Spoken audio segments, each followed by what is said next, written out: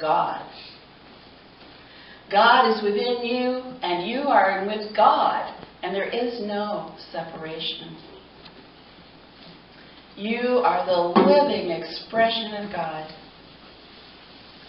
The divine energy of life flows through you powerfully and without limits.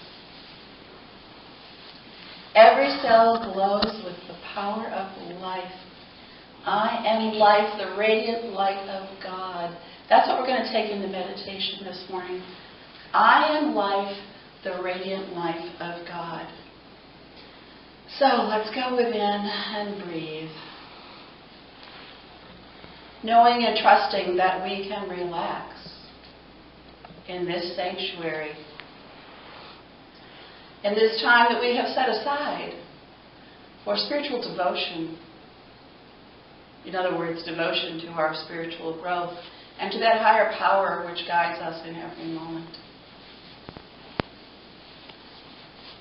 What does it mean to be the radiant life of God? It means that God flows through us and into expression as we become open channels for that expression. So going within, I invite you to imagine that your body is filling up with this beautiful, beautiful light. This radiant light. It might have multiple hues. It might be pink or yellow or blue or green, silver or gold. The divine is expressed in every color. Feel that light filling you up, extending from the top of your head to the bottom of your feet, from fingertip to fingertip. Heart, mind, body completely filled with this radiance.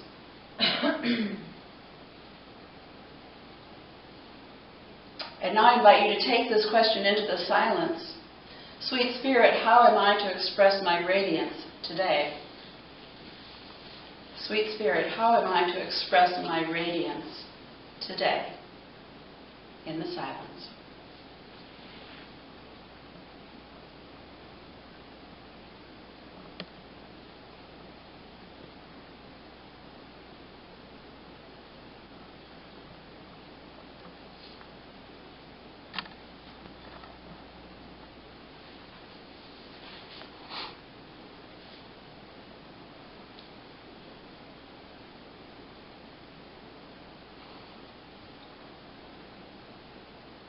And in faith and trust, we give thanks for the guidance we receive now and in every moment of every day.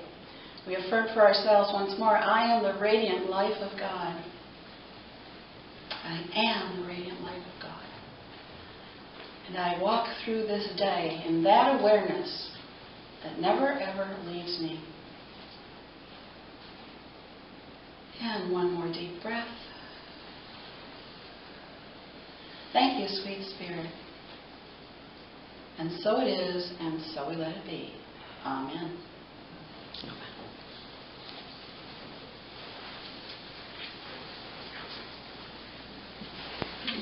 It's so good to be with you again. It's been a while, I think June. And so happy to be here today. Reverend Aubrey Lynn shared with me the handout that she gave you last week. If you were not here and want one, it's colored purple, and it's back by Mike back there on the table. It's a Lenten exercise, and I encourage you to do it. There's 4 parts to it, and the idea behind it is to give during Lent rather than to give up something during Lent.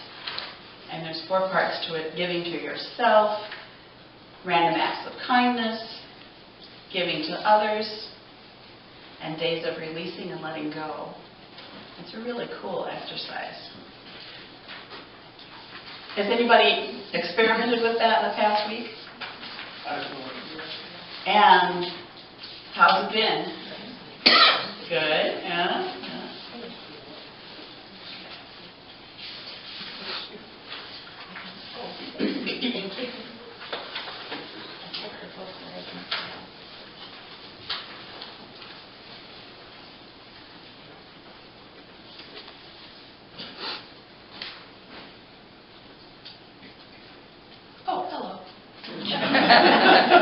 Look what happens when you're not paying attention. My message today is heal my dis-ease. Heal my dis-ease. You know, healing is at the foundation of unity. Those of you who've been hanging around here for a while know this. For those of you who are new to unity, welcome, and I hope that you'll find today's message inspiring. I like to say, please take what you like and leave the rest. I'm here to share ideas with you that resonate for me. I hope they resonate with you as well. The co-founders of the Unity Movement, Charles and Myrtle Fillmore, both experienced rather profound healings through the application of spiritual principle and prayer. And they helped many others through prayer. And so today I wanted to circle back to this very fundamental aspect of unity, which I think sometimes we neglect a little bit. So that's my purpose today. So let's start with some definitions. What is dis-ease? Come on. Not feeling comfortable. Not feeling comfortable. What else can you say about dis-ease? When your body is not in homeostasis. When your body is not in homeostasis. And we're always trying to, that's what your cells are trying to do. My cells haven't communicated that to me, but now that I know about homeostasis, I'll be sure to inquire about that. Any other thoughts about dis-ease? Obviously, I have hyphenated it for a purpose, so that it can include the concept of disease as we think of it in the body, but also dis-ease in the heart and mind. Yes? Not being peaceful. Not being peaceful. Right. Very good. Thank you. What is health? Homeostasis. State of What else is health? balance. Balance. Well-being. Well-being. Yeah. Is there a difference between cure and healing? Yes, in unity we often do make a distinction. And you can go back to a dictionary and find that cure means the elimination of all evidence of disease. Healing means becoming whole. The words healing and wholeness come from the same root. Now, what's the difference between eliminating all evidence of disease and becoming whole?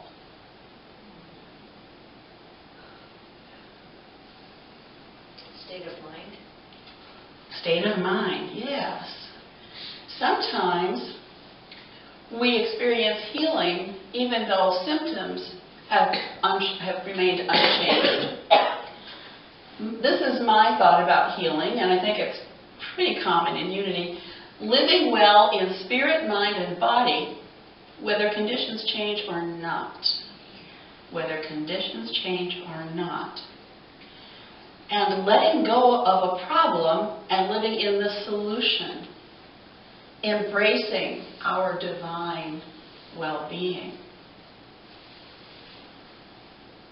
Have you ever had a circumstance in your life where someone said, "Oh, I'm so sorry you have that experience," and you're thinking to yourself, "Well, okay, I have had that experience." And that's an example of how our consciousness helps us interpret events. Because everything is about interpretation, folks. It's all perspective and interpretation. So living well in spirit, mind, and body, whether conditions change or not, and that means letting go of the problem and living in the solution. Embracing divine well-being. So I want to tell you a little bit about Courtney Carter, who founded the organization Be More with Less. Courtney was a very powerful, high-powered, executive-type person who lived with constant stress and was always ready to do more. And one year, she was training for a bike-a-thon to benefit MS, multiple sclerosis patients. It turned out that her boss had MS, and she was competing or not competing, but participating in this bike-a-thon. But as she trained, she found she did not feel well at all. And she finally went to a physician, and she found out, guess what? She had MS. And so she thought, well, okay, what am I going to do with this? She chose not to just fade away and stay at home and do nothing. She read up about MS, and she learned that it's often stress-related. And of course, there are physiological determinants too. But she felt if she could release the stress in her life, she could live more healthfully. And so her approach was to undertake extraordinary self-care. She got out of the business she was in. She spent a lot of time on physical self-care. She simplified her life dramatically. And she began to tell her story. And if you want to read more about Courtney, you can find her in the Daily Word, the March-April issue, preceding the month of April. Her article is there, and I think you'll find it an inspirational read. Yeah.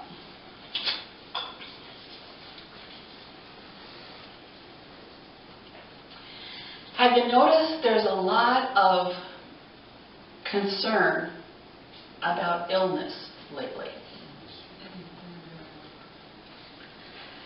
We have dis-ease in many aspects of life if we choose to go there. We have concerns about the environment, politics, financial conditions, climate change, immigration, endangered species, sexual assault, and now, coronavirus.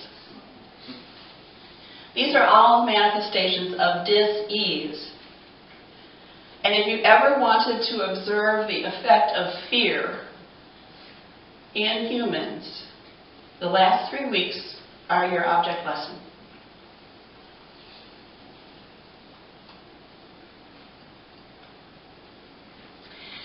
I say we have a contagion consciousness or a consciousness of contagion. Either way works.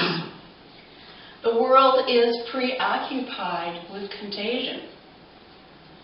And I think that tends to be not uncommon, but right now it's just really, really up there. And every news outlet, every social media site has something to say about coronavirus.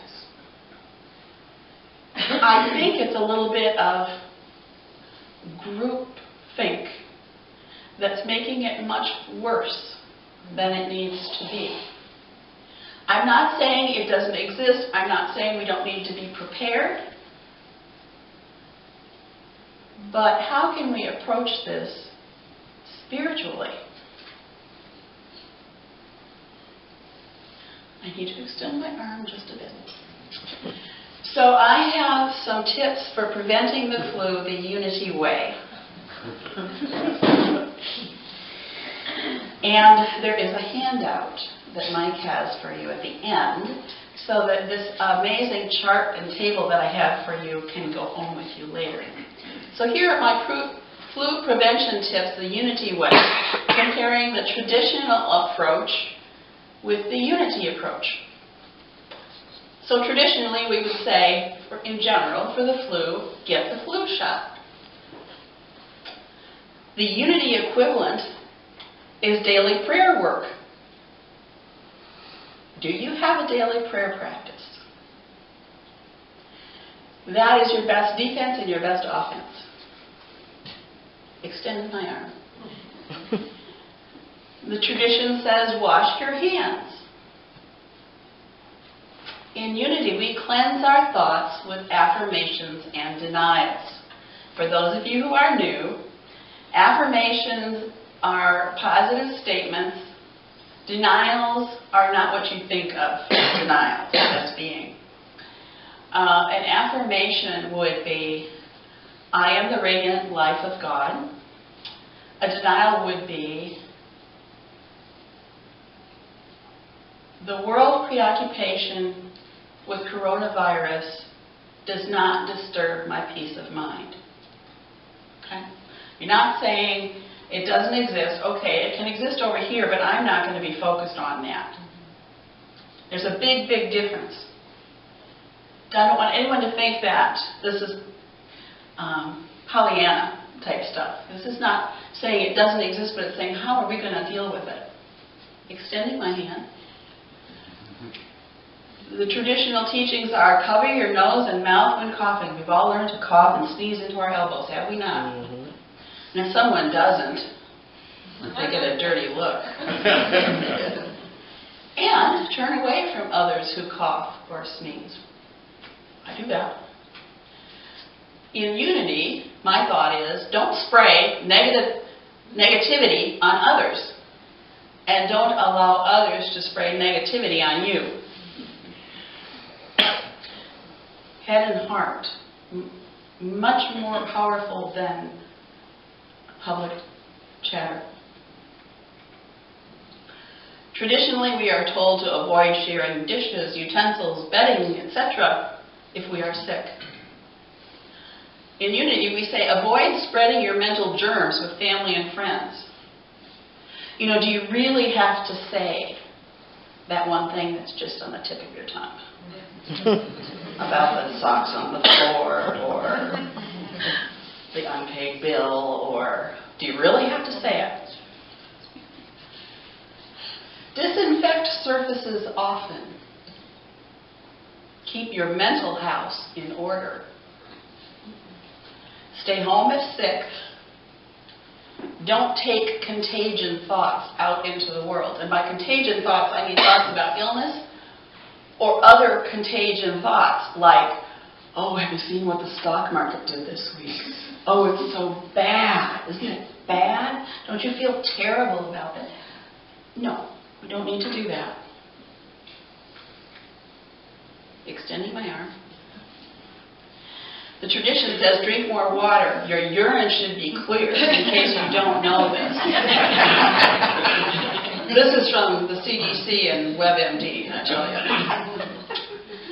So in unity, drink in truth principles. Expel negative energy. There we go with affirmations and denials again. Take in the good stuff, or come up with the good stuff, and get rid of the stuff that's not healthy. Avoid raw or undercooked meat. Does anybody here eat cannibal sandwiches? Oh. Well, over to you. You know, whatever you need to do about that. I say avoid sarcasm. Did you know that the root of the word sarcasm in Greek means to tear flesh? A lot of parallels here, aren't there? Avoid live animals that may, typo, have been exposed to illness. How about avoiding hotbeds of negative or lousy thinking, detaching with love? You get the idea?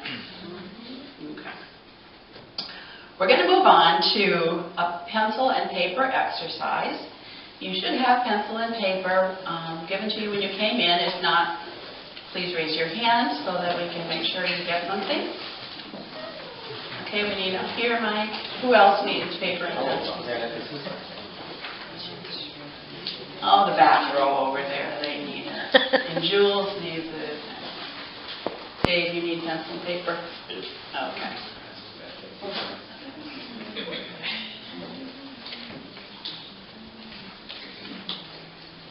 Now we're going to bring this home into our own lives. I think we can all take advantage of a higher consciousness regarding contagion. But there might be something else in your life today that's pressing on you more urgently. Dave Pauly needs it. Over here, Mike.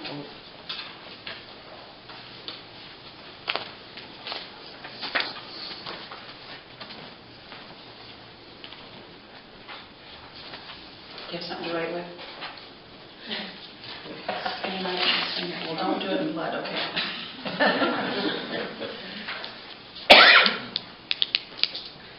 So, as I was saying, maybe there's something in your life today that's really pressing on you that's not about contagion.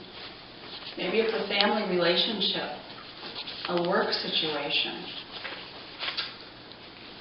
health issue of your own, there are many things that can come up in our daily experience that are there for us to work through. Did you ever notice how there are challenges in life? There was a time when I thought being a good truth student meant I didn't have any challenges. I got over that. And my challenges became more acute when I started in ministry and was going to school. The challenges went up. And I'm not the only person for whom that's happened. And I think it's for us to progress. We face these challenges. Not that Spirit sends them. Don't hear me saying that. I'm not saying that. But in our humanness, we experience stuff. Okay? So you might be experiencing something today, extending my hand. And what I would like you to do now is, with a pencil and paper, take a moment to write down just 3 words, 2 words, 1 word, something short that describes your dis-ease. Whatever it is in your life that you are feeling uneasy about, scared about, preoccupied with, just a few words to give you a base. Not to invest ourselves deeply in this, but just to make note.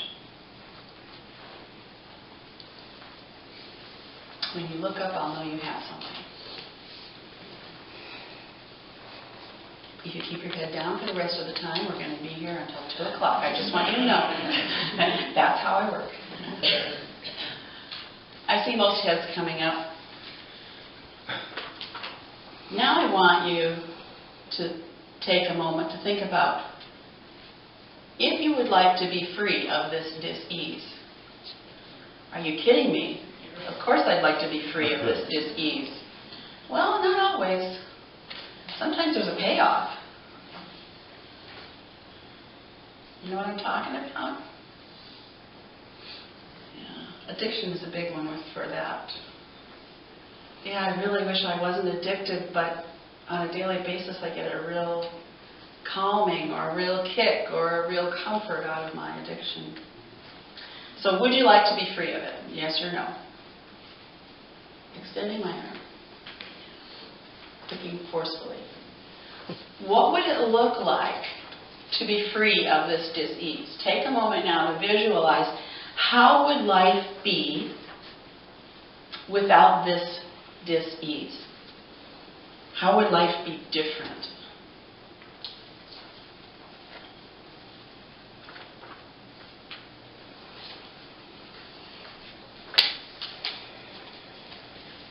A couple ways to think about this. One is the less common way, which would be to say, well, I don't know that it would be different anyway. Well, then I would ask you, okay, how bad is the disease?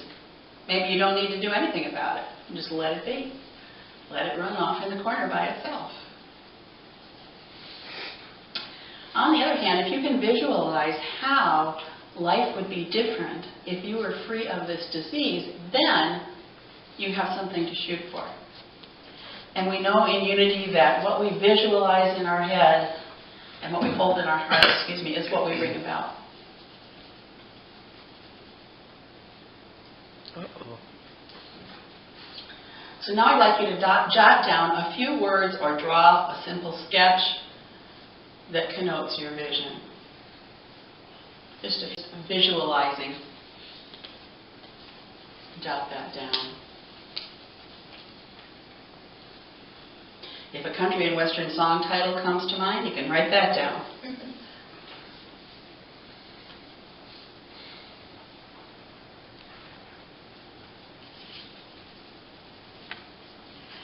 I ask you now to notice the difference between focusing on the dis-ease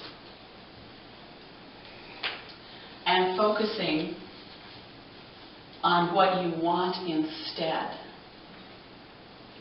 This is living in the solution instead of living in the problem.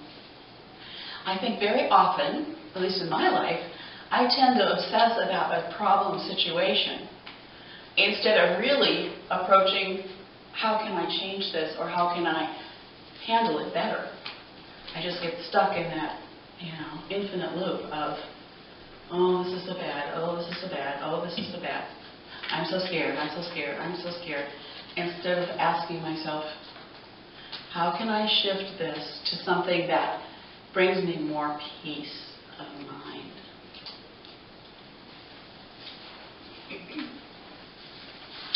So living in the solution and not in the problem is key. And there's a process for finding ourselves living in the solution. And that all begins with spirit, God, higher power, Yahweh, whatever term you like to use for spirit.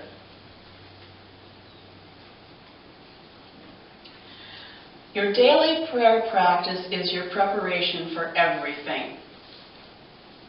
There is nothing that you can experience in your life for which prayer practice is inappropriate. Everybody with me on that? Okay.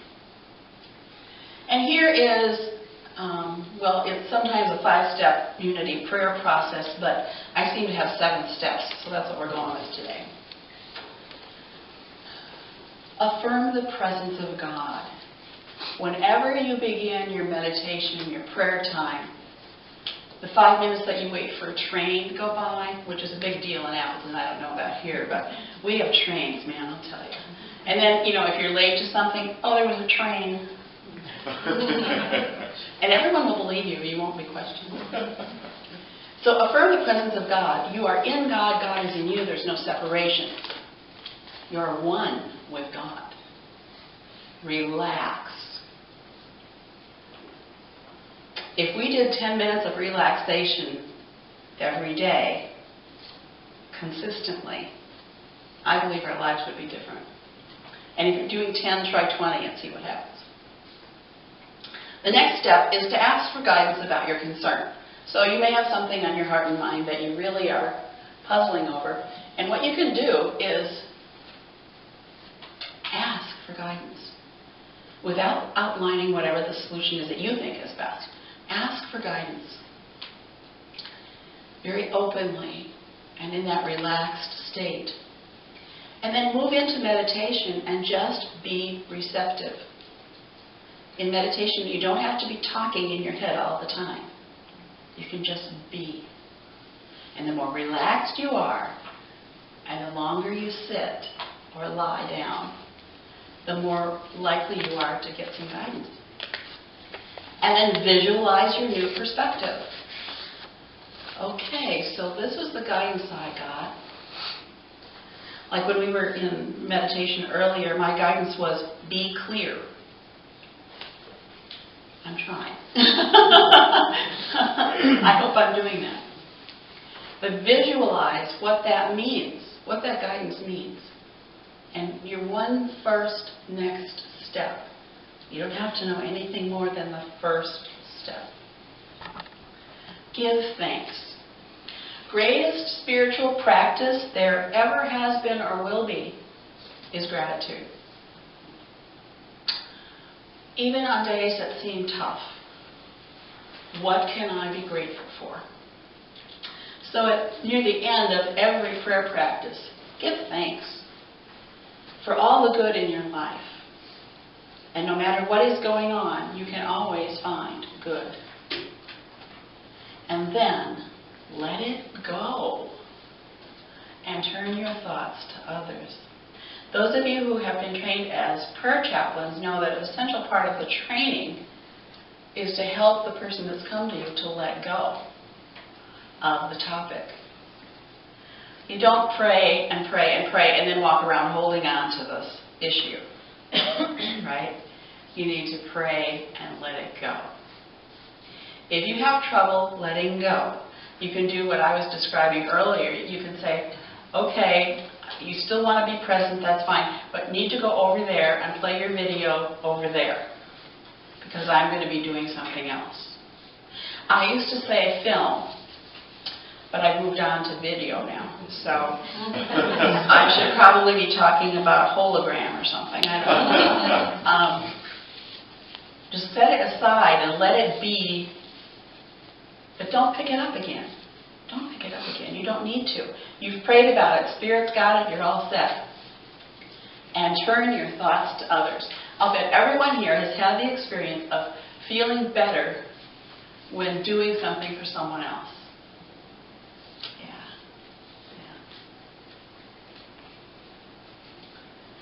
Yeah. That's what Courtney Carver did, you know. She let it go, and then she turned her thoughts to others. She wasn't focused on MS anymore. She was focused on her new organization, on telling others how she was dealing with her life circumstance by simplifying her life, by practicing great self-care.